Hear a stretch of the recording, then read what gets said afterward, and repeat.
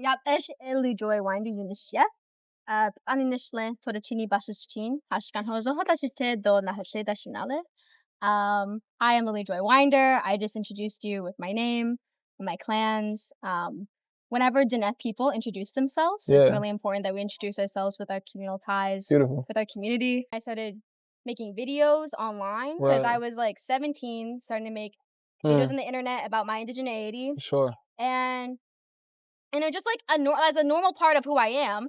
And people were like, "Oh, I didn't know Native people still existed." Right. So the uranium ruined a lot of the water, a lot of the lands in that area. My grandmother lost an organ, had an organ failure because of the uranium mining. And when extractive industries are present and they're working, they introduce man camps. And when man camps are around, we know that there is an increase in violence that happens to specifically Native women. Yeah. Native women in the United States are 10 times more likely than their white counterparts to go missing and be murdered. Yes. Those aren't my goals in life. Like, I mean, yes, I want to make money. Not mad at it. Hey, I want to make money and I want to be able to have luxurious items like food and housing. Right. Oh my, okay. Can you imagine? Crazy. Like I would love that.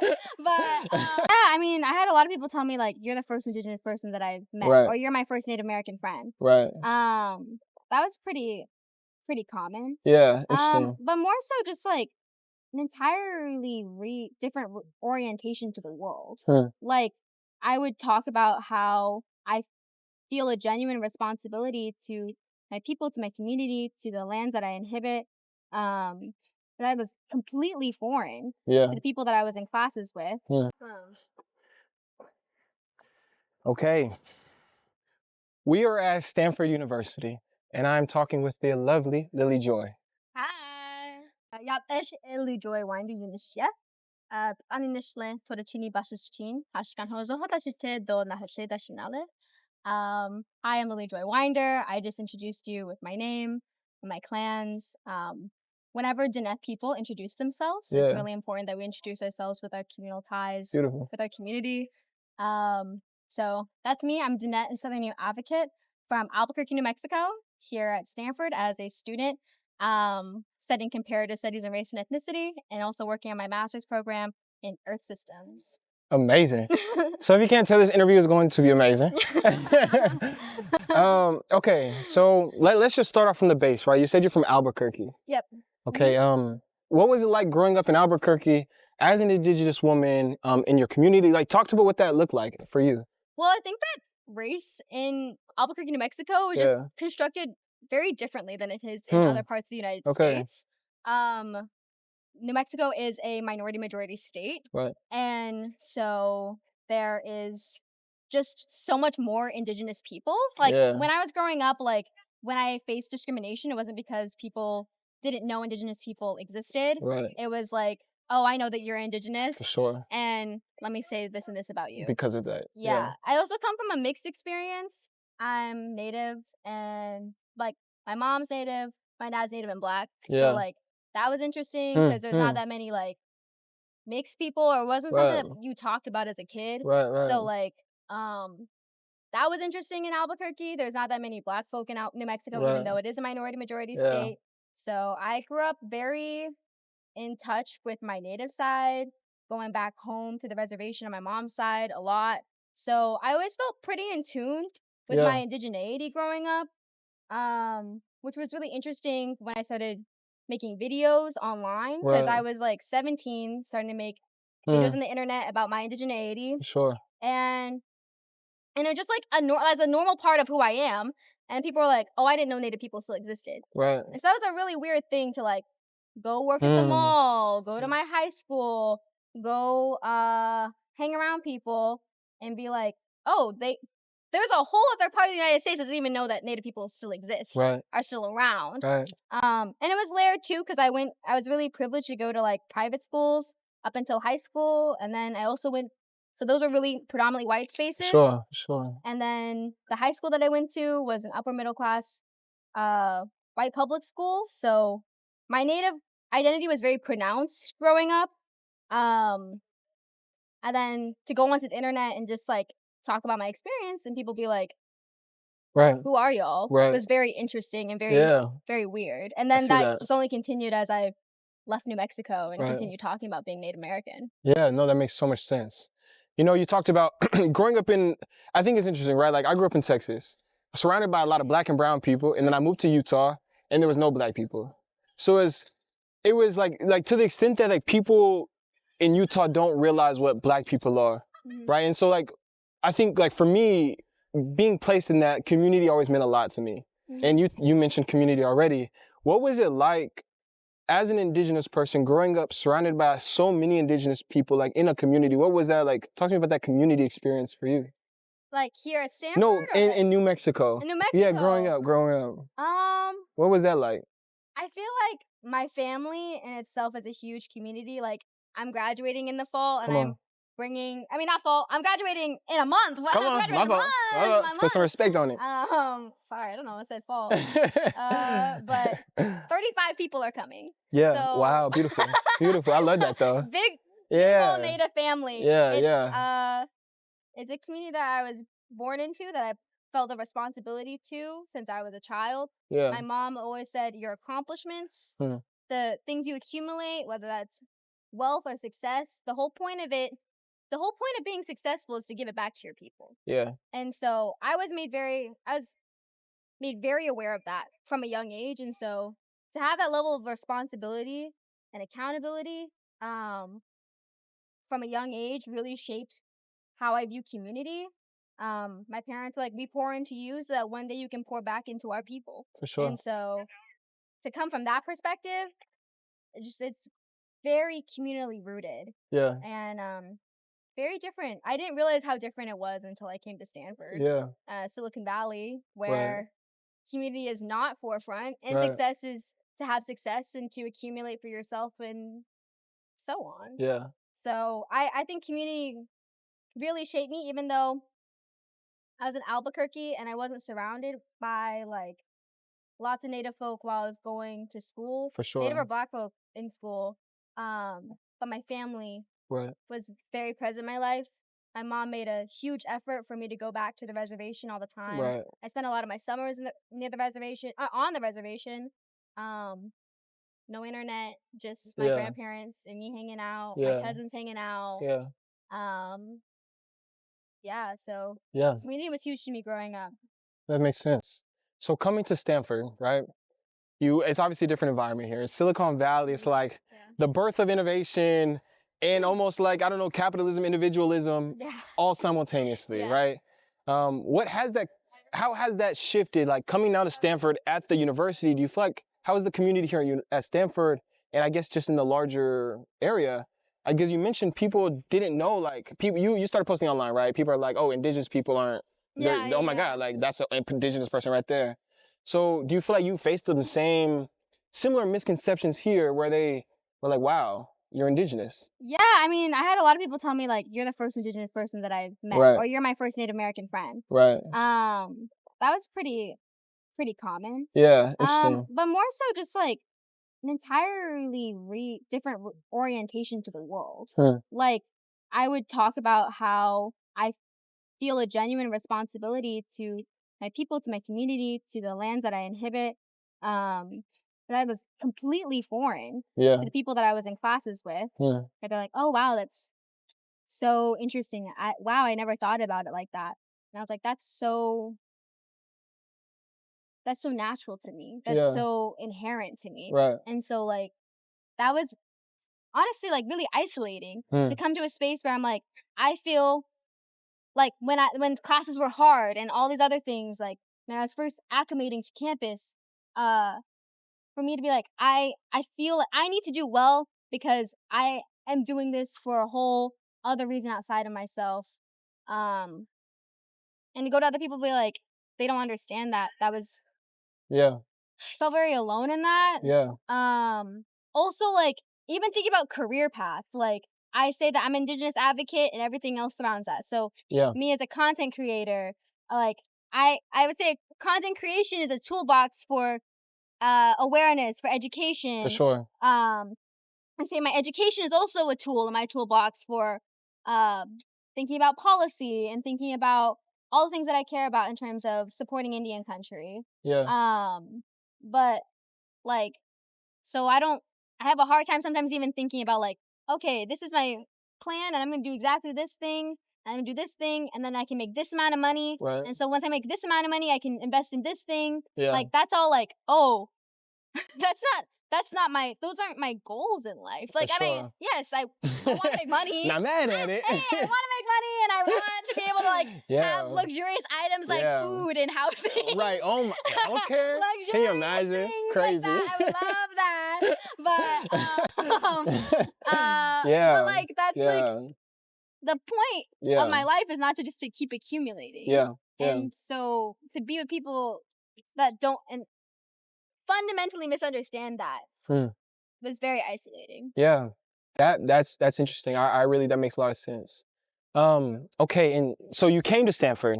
Mm-hmm. You have two majors. What are the, one more time? What are the majors? Well, I have a major. Excuse me. Mine and a master's. No, right? No. Talk your talk. Don't let me downgrade. My Come major on. is in comparative studies in race and ethnicity. Right. I'm in the environmental justice track, so talking about like environmental racism is a lot of what I do in my major. My minor is in Native American studies, where I do lots of thinking about tribal policy solutions, what ways we can better Indian country, Native American history. Great. And then my master's program is in Earth systems, so that's a lot of talks about environmentalism. Yeah. But it's more of my master's track is like it's really cool. It has like an emphasis on like storytelling and how do we like convince people to take action for climate change, which is a very beautiful program. Yeah, that's powerful. But again, alongside like the ecology and environmental side of everything as well. Yeah. So this idea of environmental racism, yes. I would love for you to talk about that. Like, I think there's going to be a lot of people who hear environmental racism and just not know exactly what that is, honestly. Yeah. I would love for you to talk about that. Like, what is environmental racism, and then how we can see, like, how do we see that in our day to day, if that makes sense, or how we see it in general, rather.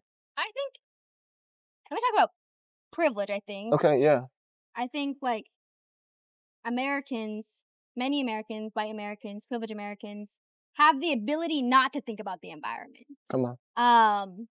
And so environmental racism is like all the other marginalized factors that come with racism that force you to confront the environmental crisis before everybody else. Right. So, right. Like, for example, or also like the systemic factors that have made the environment an unlivable place for marginalized communities. Yeah. Like, I think about my home near Lake Powell, Litchi.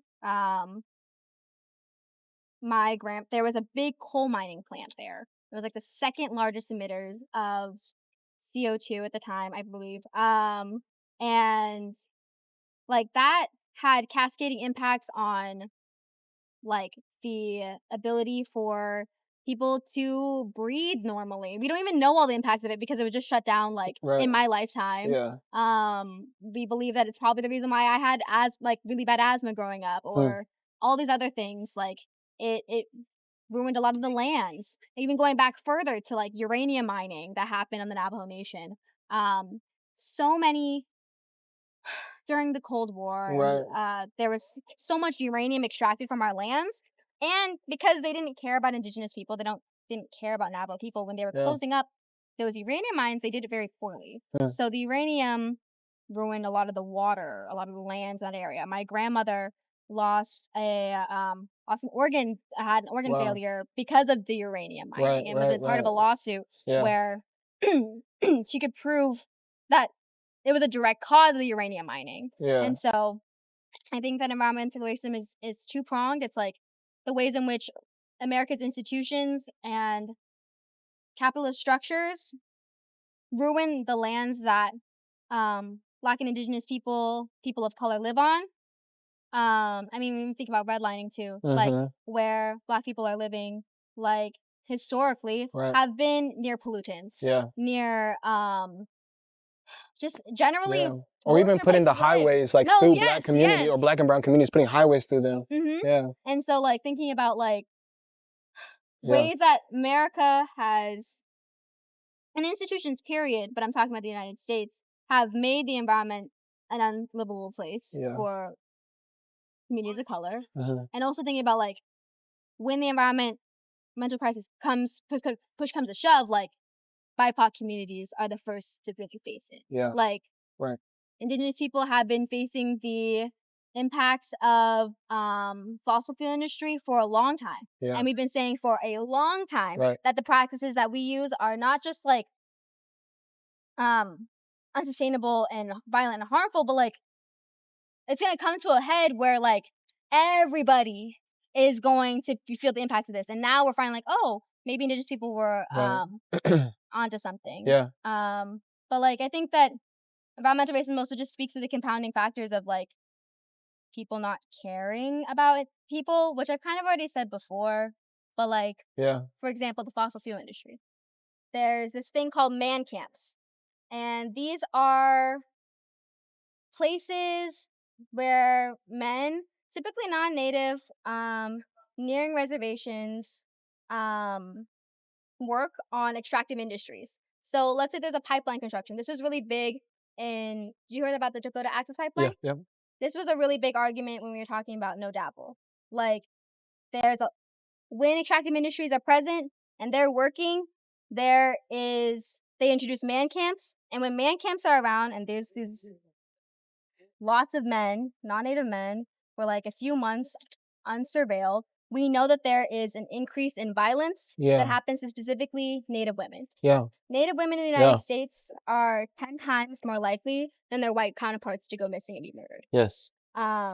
Native women face extremely high rates of sexual violence, gender-based violence, and this is only exacerbated when when there's the introduction of extractive industries in that area. So environmental racism is also like, look at all the ways that this harm to the environment is all connected. Yeah. Like when we invite extractive industries, we're not only destroying indigenous lands, we're subjecting Native women to harm. We're subjecting, and Native women, on top of all that, are a lot of the knowledge holders when it comes to combating the environmental crisis. For sure. When we talk about like implementing tribal sustainable practices, a lot of the people that carry that generational knowledge are women. Yeah. So like it's all these things that layer on top of each other. Right. And that's what I think environmental racism speaks to. Yeah. It's like when there is extractive industry, the environmentalist approach without like a racialized lens might be like, oh, that's so bad for the trees, that's so bad for the water. Right. I come in, I'm like, this is all the different factors that are coming Right. and impacting the people in that area, the people that we need to eventually combat this climate crisis. Right. So that was like a billion hour long explanation. I loved it. I loved it. One thing on me, I'm a rant. I love a rant. I love a rant. No, it's a valid rant though. It was a very good rant. So we like those. Okay. So we've talked about, you said so many things, it brought up so many thoughts I should ask you. No, which is great because I'm like, now I'm finna roll out some questions. Okay, yeah. No. But you mentioned a lot of stuff, right? But one thing you mentioned that I think is like often overlooked is how many missing Indigenous women there are and how consistent it is. Yes. I think people ignore that far too much. I mean, people ignore violence towards women generally. Yes. So then when you add the layer of indigeneity, I think that obviously people then overlook even more. Like if you really had to like help people understand the crisis that is like missing Indigenous women and the role that these man camps have in, the role that external populations have in general, because I know there's something to do with like the policing, how the policing is separate. Yes. So then you can't properly track regardless, right? So talk about it. Well, it's very layered. Yeah. Because when federal Indian law was constructed, when the United States was figuring out how to be in relational governance with indigenous tribes, they thought we were going to go extinct. Right. So a lot of the laws don't make sense Right. and are racist. Hmm. So now a lot of scholars in federal Indian law have to really struggle with this. Yeah. So when it comes to fossil fuel industry, and we're talking about man camps. It's very rare. Yeah. Yeah. But one of the legal issues is the fact that indigenous people, we just don't have the ability to prosecute non-indigenous people Right. on our own lands. Right. Which is crazy. Right. Because if somebody murders somebody, let's say you murder me. Sorry, that's crazy. Don't kill me. Crazy. Don't kill me. No, I'm good. Trust. I'm Let's good. Let's say a man from Yes. Utah Thing happened. Right. does something to me in Yeah. California. Yeah. Yeah. It doesn't make sense for us to get Utah and like all these other people involved. Right. Right. It happened in California. Yeah. Yeah. So California should take care of it. For sure. And I'm in California. Yeah. So like it's a common sense issue. Yeah. And the reason why that the law exists is because like I'm gonna make it as sharp as Please. as possible. But like basically when a lot of the major infrastructure of federal Indian law was created, they were like, well, indigenous people aren't smart enough, don't have it enough to take care of high profile cases like murder. Yeah. Like rape. Yeah. And some of those tweaks are being made, but like still, like if a non-indigenous man murders a native woman on native land, native people don't really have the ability or resources to combat a lot of to combat that, to address it. Either goes to the federal government, who doesn't really care, famously is not great about taking care of indigenous people. Famously, yeah. Yeah. Or it gets lost. Yeah. No, that makes sense. So there's that. Yeah. And then there's something that we all know about, which is a lack of corporate responsibility. Come on. Corporations know that they can have that the people on their sites are acting irresponsibly. Right. They know that. For sure. And they don't care. Yeah. Not only, I mean, I would say it's even more insidious. It's to their benefit. When we're talking about things like indigenous people fighting back, indigenous people not wanting oil on their lands, it is in the corporate best interest to not have indigenous people around. Yeah. So, I don't know. They have no profit incentive to help indigenous people. Yeah. That's why we need a government that doesn't hold a dollar over the value of a human life. Yes, come on. And we see that with all of our infrastructure. I mean, that's something that everyone can get behind. Yeah. Like, we see that through our healthcare system. Yep. We see that through our housing system. Yep. We see that in every system where we are seeing our government place billionaires' money over the value of people. Yeah. 100%. And so that's a issue and part of it. Yeah. That I think every American understands and can get behind. Yeah. That isn't the 1%. Yeah. Yeah. No, I 100% agree. One of the things I was talking about today, slightly off topic, but one thing I was talking about today is that the House this morning voted to cut 10 million people from Medicaid. Mm-hmm. And it's the same idea, the same principle that it's money over people. Mm-hmm. And they would rather make profits and earn money rather than like care about the human lives. I was also talking about today about like prison labor. And it's the same thing. It's absolutely horrendous to have 800,000 people in America like with little to no pay making like McDonald's and Wendy's and supporting Walmart and Target. Like that's absolutely horrendous. But it's the commonality, which is the world and the United States in itself. So there was an intentional exploitation, genocide, and removal of indigenous people in America. Yes. And history sums it up as the Trail of Tears. Right? For the most part, like at least in history books is what I'm trying to say, right? Yes. And so not history itself, right? But the history books is what we teach people. And I think like right now we see an attack on education where They don't want to teach proper history about groups of people who have been intentionally marginalized. How have you seen, like, I guess, like, the effect personally, I guess, within your own family, within your community? Do you feel like part of that is still lingering, like that all the harm and violence that has been perpetuated against indigenous people is still lingering within your community that you saw growing up? Or, for instance, like, as a Black person, I feel like, like, all of the trauma of slavery and exploitation, it remains very present, obviously, in your soul, in your family, in your connections, in your ancestors. And then you deal with the things that happened in 2025, right? Like, obviously it never stopped. I think one of the most painful things, and I think about every day, is the fact that I don't speak my language. And that's because my grandparents were kidnapped from their home, and by Mormon mission system during the residential boarding school era, and they had their hair cut. Yeah. They weren't allowed to speak their language, and my grandparents were so scared that was going to happen again that they did not teach my mother the Navajo language. Yeah. They didn't want her to go through the process of losing her language, so they just thought it would be better not to teach her the language at all. Yeah. That's why I speak very little Navajo. Yeah. Or not as much Navajo as I'd like to speak. Right, right.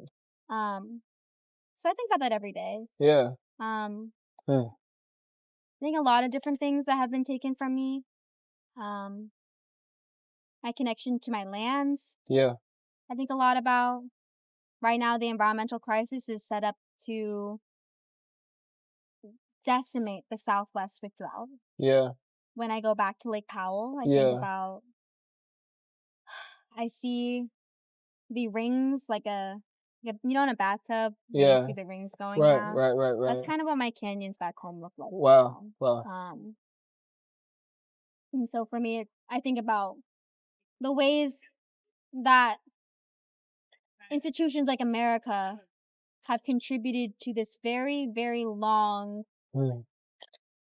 violent history of destroying my homelands, and I'm seeing it in real time. Yeah. But I also think when we're talking about history and talking about all these other things that impact me, what keeps me going is stories of our resilience. Absolutely. Indigenous people, we think of things in 14 generations. Right. 7 generations before. So we think about the people 7 generations before us who have placed us here in this moment. Yeah. And we also think about the 7 generations down the line that we are working to help them. It's poetic. It's beautiful. It's gorgeous. Yeah, it's very how beautiful. I live my life. I love that, actually. So I think about the people 7 generations before that also are watching the lands that they care about so much be decimated in real time as well. Yeah. Yeah. So I think history is so important because, yes, there's a trauma, there's a devastation. Right. There's all these stories that America should know about. Yeah. When it comes to Black, Indigenous folk, people of color, marginalized folk, period. Yeah. But without knowing that trauma, you cannot see how much we have overcome as people. Yeah. Yeah. I have done a lot of study about looking at the resilience and coalition building between Black Indigenous folk in the South. Yeah. My family's from Louisiana, my Black side of my family. Come on. During the Trail of Tears, yeah, it was Iroquois that were helping, like, move along, getting people, Black folk, out of slavery on the Underground Railroad. Yeah. There has been many instances where Black Indigenous people have come together to fight systems of oppression. For sure. And they don't want you to know about that. Yeah. So, like, yeah, they can't have the histories and traumatic histories there because, oh, they're still here. Right. How did they get to where they are now? Right. So, but I have dedicated a lot of my time to knowing and learning that history, because it's important for me to know. It's a responsibility for me to know, but also it comforts me. In the face of, and we're up against a lot of crazy stuff right now. Yeah. In the face of so much, I know that throughout all the past 7 generations before me that they have seen the same fascist, imperial bullshit. That was the word that came to my mind too, can I be honest? Bullshit. Yeah. And have fought it. Yeah. When I think about Black Indigenous people, specifically the United States, who better to take on the moment that we are than the people that have been... I mean, all of us are here as a testament to the resilience of our ancestors. Amen. Like, there is no us without all of the strength of the people before us. Exactly. So, literally, we are crafted through all their strength, all their wisdom, all their knowledge. So if there's anybody that has the political moment that we're in right now, it's people like you and me. Yeah. And I find a lot of strength in that. It's poetic. It's poetic, but it's also real. Yeah. It's like, it's true. Yeah. It is. It's very real. So when I think about these moments of all these things that Americans don't know about Indigenous genocide, I was thinking, like, you guys are missing out on some badass stories. Yeah. My grandparents, the Navajo version of the Trail of Tears is the Long Walk. Okay. My mother's father's family escaped the Long Walk by hiding in the canyons. They took all their sheep. They had this giant herd, and they hid that entire herd up in the canyons. Wow. They escaped the Long Walk. Yeah. So when everybody came back to that area, in that era, they came back with all of their sheep. Yeah. Back down from the canyons. Stories like that can only come from moments of incredible devastation. Yeah. I don't know. I think that a lot of people would feel better about the political moment that we were in if they knew history. Right. They would also know not to do the dumbass shit that's going on right now. like, knowing history has those two sides. It's like, I know history, so I'm like... Right. I'm tweaking right now. But also like, oh, okay, no, we got it in the past, so it's gonna be okay. Yeah. But yes, that was a long-winded answer. No, powerful answer though. Thank you. Very powerful. It gave me goosebumps at one point. No, I really like what you had to say. Especially like, I think about the resilience of people, right? In the same way I think a lot about my community. Like when I think about the moments where I'm like, this shit is terrible, like, oh my God, I'm tired. Like whatever it is I'm working for, I remember all the people who laid the groundwork before me, right? Like without them, there is no us. And I think that's very beautiful how you mentioned the 7 generations thing and before and after. That is, wow, what a way to like, I don't know, visualize it, I suppose. Think about it, like, because I think you're right, like, we get so caught up, especially in this current day, right? We live in the United States. Everything is about money. We live in a hyper-individualistic society where you put in your AirPods and you walk and you never talk to another person for hours. Yeah. Versus we came from a place where everything was about community. To listen to music, you had to come and be a community. To like go to church, it was community. To exist was community. And I think about like when we think about like when I think about Black people, specifically like being enslaved, these are the moments in history that we couldn't have came out of without community. You know what I mean? Like similarly with Indigenous people, like I think the groups of people in this country who have fought so hard to just stay alive and to exist, like that resilience in part I think is due to that community. And I just think that's beautiful, and it feels like an overarching theme of this whole conversation so far, which I'm enjoying because and I've been talking about community so much lately anyways. I don't know why, but it's important. No, James, come on. Okay, so we have talked about a lot of different stuff up to this point. I would love to talk to you about some of the things happening right now. Yeah. Right? One major theme I've talked a lot about here at Stanford is DEI. The constant like attack on DEI and on those who fit, like who they call DEI, which is just non-white folks. So talk to me about kind of that idea, like as a Stanford student, as an individual, as an Indigenous person, what is your reaction to that attack on DEI, and what should be our reaction, like as a community, as people, to be pushing back? If you have thoughts on that. I do have lots of Oh, thoughts. great. But like my main thought is that like, what an insane approach to being so insecure. Come on. I think like Yeah. this is insane amount of white insecurity, white fragility coming through. And I think about it similarly to the climate crisis. It's like DEI, sustainability, all these things are in the best interest of everybody. Yeah. And Yes. all Exactly. all this made up stuff Yeah. is literally just causing division where division doesn't need to be there. Yeah. Because ruling entities, governing entities, don't want us all coming together to talk about like, Exactly. oh, how can we afford food? Right. Oh, how can we afford housing? Right. So they're like, let's talk about all this other stuff. Yeah. That distracts you from that conversation. Exactly. The conversation that we're all in the same economic mess. Yeah. Because the people at the top don't care about us. Yeah. And again, back to money over people. Right. So when it comes to DEI, I've been saying this for so long as a race and ethnic studies major, like it's not about putting unqualified people in positions of power or making sure that like white people stay out of positions of power. That's not what it's about. It's about making sure that we take everybody into account to build systems that we all want to partake in. Yeah. When it comes to DEI, when it comes to things like affirmative action, we know that institutions like Stanford, like Harvard, like any other place, like every college campus are better places for everyone's education when there is diversity of thought. Yeah. We are better people when there is diversity of thought. Absolutely.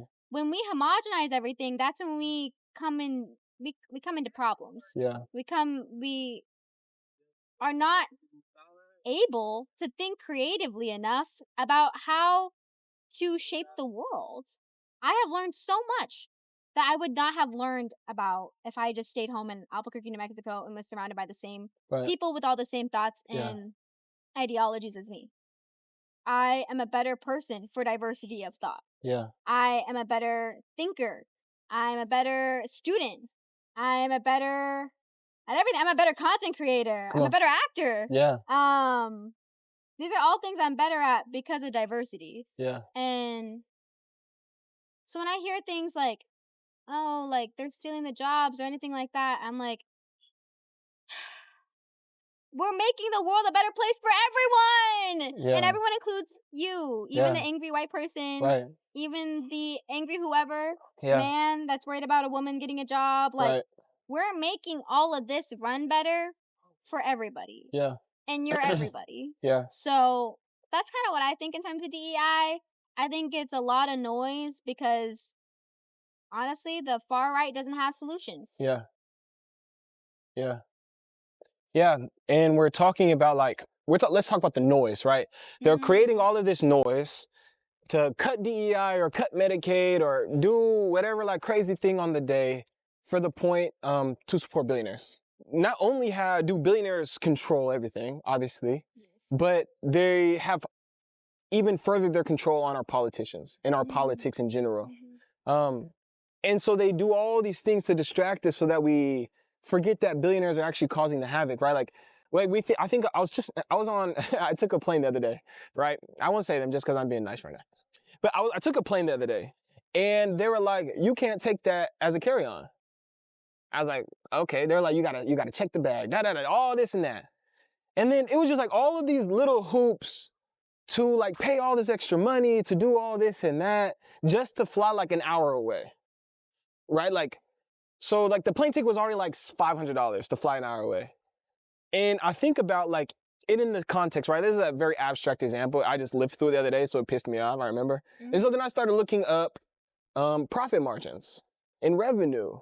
And like the company who is charging all this money for a ticket made like $60 billion.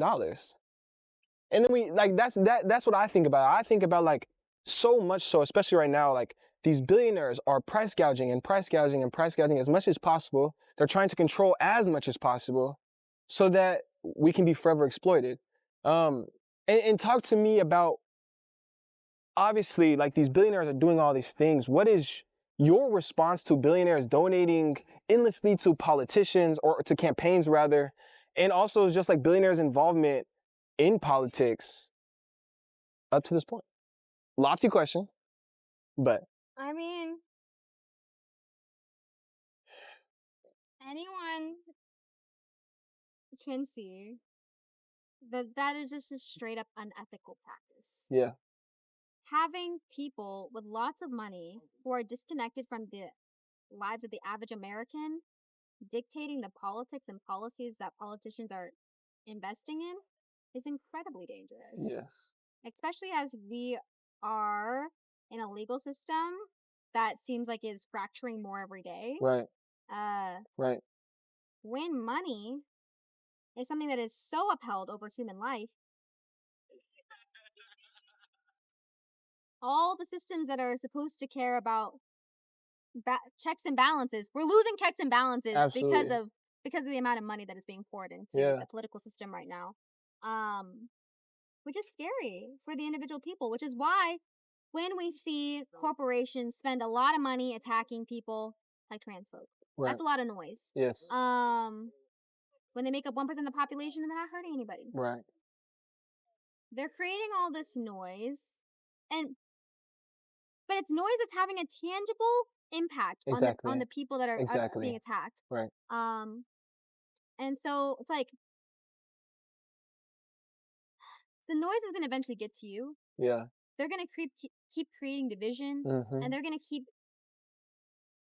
taking from all these marginalized communities until it impacts whatever person. right, yeah, And so, like, it really worries me that people are more concerned about billionaires pouring all this money mm-hmm, into political campaigns, and they're making very targeted attacks on minority groups, and yeah, people are like, oh, that's not me, so I don't have to care. exactly, Well, when it gets to you, you'll care. and it's gonna get to you, And it's going to yeah, get to everybody. yeah, I mean, the attacks, I mean, even the rhetorical attacks on marginalized communities right now. We're talking trans communities, queer communities, disabled communities. Like, these are all communities that are under extreme attack right now, and everybody who's not paying attention right now will eventually be impacted. yeah, That's the thing about capitalism and these corporate entities, is all they know is how to take and take and take and take and take and take and take, and there's no brakes on it. Especially in our political system right now, where they can just we can keep putting money on that. They're just gonna keep taking and taking and taking and taking and taking. yeah, If all capitalism's thought when it comes to these corporations is to expand. yeah, So if oppression is manifesting under these corporations, how can we expand that for our exactly, profit gain? right, How can we continue to exploit these legal systems for our profit gain? It's mm-hmm, only going to get worse, yeah, because that is the nature of these corporations, and that is the nature of capitalism. yeah, So that's my thought. I and don't that's remember valid. the question. Honestly, me neither.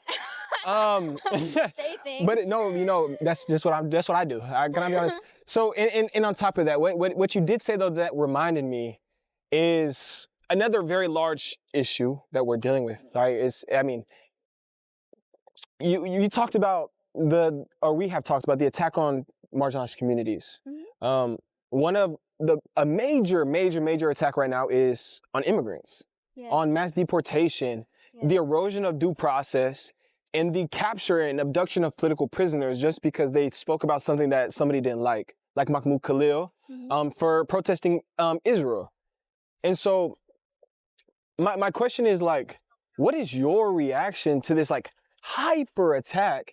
And then, well, let me stop my question actually first, because one more thing I thought about is, like, for instance, like, I've been talking about this a lot lately, especially, like, I've been talking a lot about billionaires, I've been talking a lot about immigration.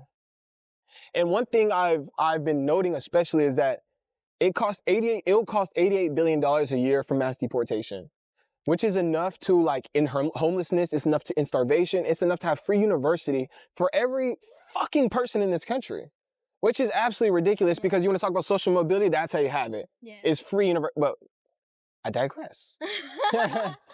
So my question though is, like, they're trying to spend tens of billions of dollars on something that is not necessary. Something that is solely for the purpose to fearmonger and to attack Black and brown people. Today, I interviewed a lot of people, right? Like, actually, I interviewed less than normal, but I interviewed some good people, right? And it was interesting because when I would ask people what's their reaction to the first 100 days in office of Trump, there was two answers, really. Like, one was, like, absolutely horrifying. The other was, like, I actually have no idea what he's doing right now.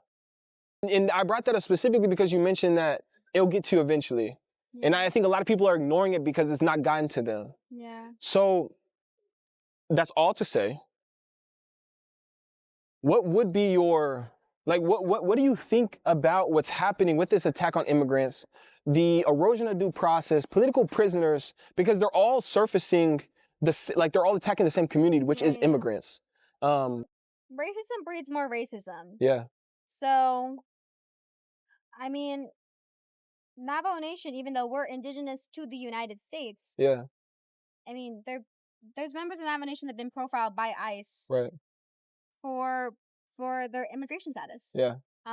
We have seen Native Americans be detained by ICE for questioning. Yeah. Because they're concerned, oh, you look like somebody that doesn't belong here. Yeah.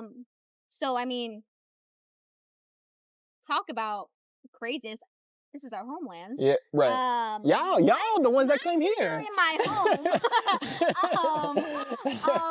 So we're already seeing that. Yeah. We're already seeing that. That is my response. Yeah. We are. I mean. Yeah. I mean, it goes without saying there's no illegal immigrants on stolen land. Come on. Come on. Let's be serious. Let's be very serious. Let's be serious. Let's be so serious. Because y'all just came here, jumped on either y'all came here on some random ass boat and started to colonize, or those who were like immigrants in the last 100 years, still similarly colonizing, but came and got on an island, and it took 3 to 5 hours to get through Ellis Island back in the day. 3 to 5 hours to have actual documentation in the United States, right? So it's like, yeah, how are you illegal on stolen land when y'all just popped up here? You just got here. Created some laws. Just got here. And then later y'all were like, actually, I'm not really liking them laws when y'all try to do them. Mm-hmm. I mean, it's a lot of nonsense. It's a lot of nonsense. It's a lot of and that's how I feel about a lot of America right now. Yeah. It's a lot of things that don't make sense because there's no plans to help the average American. Yeah. So it's a lot of noise, and it's a lot. I mean, what we're seeing with immigrants right now is like, what can we play on that will make Americans feel like we're doing something for them? Yeah. Oh, right. Let's look through the cards of things that we have. Right. Racism. Yeah, we can use that one, and let's make Americans feel like we're investing in them by attacking this group of people. Yeah. When there's no tangible impact that's going to have on Americans, like not impacts that would be like what you were saying. Right. Schooling, housing, food, like these are all things that Americans actually need, and they're like, oh, how can we shift the narrative to make it so it looks like we're doing something, but we're actually not. Yeah. And it, again, like I was saying about other communities that are being attacked, it's having devastating impacts on immigrant communities. Yeah. We're seeing people taken from their families. Yeah. And when it comes to free speech, I know you mentioned Mahmoud Khalil, like that. The fact that people are not talking about that exactly is devastating. It's ridiculous. We are losing the foundations of America. Like, exactly. And I have a lot of issues with the foundations of America as an indigenous person, but they ain't with free speech. Yeah. They ain't with free speech. Yeah. And we should be concerned yep. when there are attacks from our government on the ability to peacefully protest. Yeah. No, for sure. And to be like, oh, we don't like what you have to say, exactly. so we're kicking you out of the country, that is incredibly dangerous. Yeah. Yeah. Oh, it's on 2%? That's great, because I only have one more question. Yay. Okay. Yay, but... No. He said, oh, yes. Get out of here. Yes. Just kidding.